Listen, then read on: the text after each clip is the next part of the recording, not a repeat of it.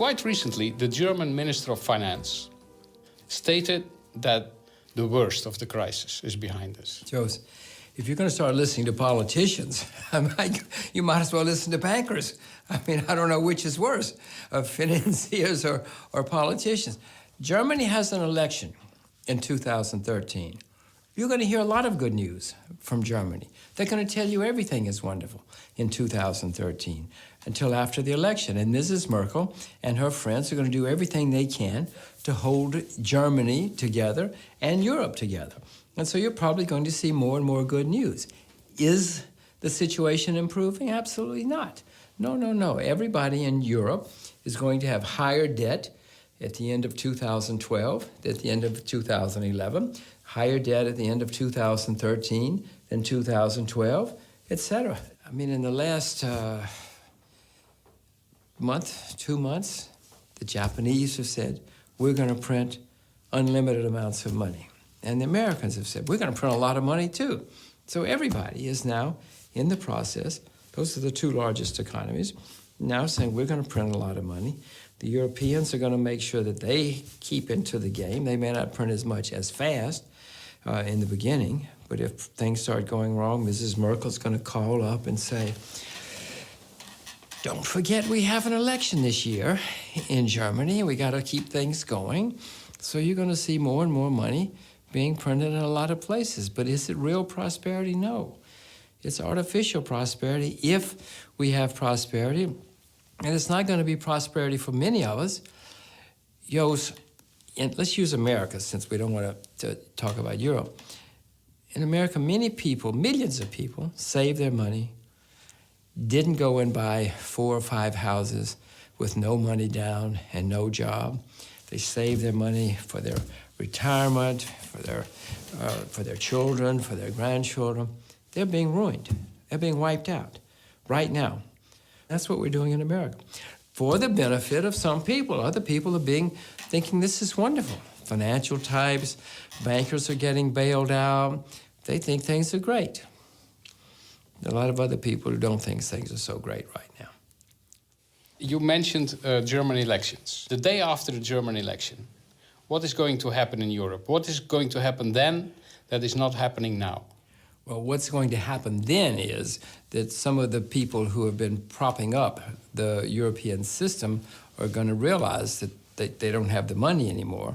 And you're going to start seeing some people, it's not going to be at the day after the election, by the way, because what will happen is some people will say, well, okay, once the election's over, some of these chickens are going to come home to roost. And so some people are going to start getting their money out sooner. They're going to say, well, I don't want to be the last one to go. So you're going to start seeing the problems start to materialize before the day after the election. You will see more turmoil coming back to the currency markets. You will see more turmoil coming back to the debt markets. You're going to see more unemployment. You're going to see more bankruptcies. The world does not have a lot of good times facing it. You know, in America, we've had economic slowdowns every 4 to 6 years since the beginning of the Republic. America is the largest economy in the world. Well, 2013, 2014, the world is overdue for an American slowdown of some kind. It will start happening in 2013, 2014. Often these problems start to manifest themselves in the fall, the German elections in the fall. So probably around that time, some of these problems becoming more and more evident, preparing us for bad times in the rest of 2013 and bad times in 2014. Is it possible that the exit of Greece is just being held up until after that election? It is certainly possible, and I would even say probable that it's being held up. Unless the market forces overwhelm the system by the fall of 2013, Mrs. Merkel and her friends are going to do everything they can to hold this together till after the election. Because if the whole thing collapses before the election, Mrs. Merkel loses the election. And the French and the German socialists drink champagne together and have a wonderful time. But then, who knows what's going to happen then? What's going to happen then? Well, what's going to happen then is the euro is going to become under terrible pressure.